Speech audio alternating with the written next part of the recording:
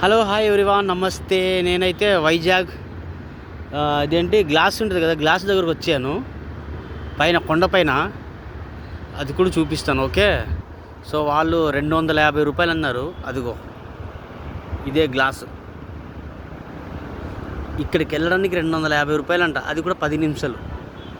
మనకెందుకు అయ్యా, వద్దులేరా బాబు, బిర్యానీ వచ్చేస్తుంది 250 రూపాయలకి అనేసి నేను కిందకు వచ్చేసాను. నేనైతే వెళ్ళలేదు.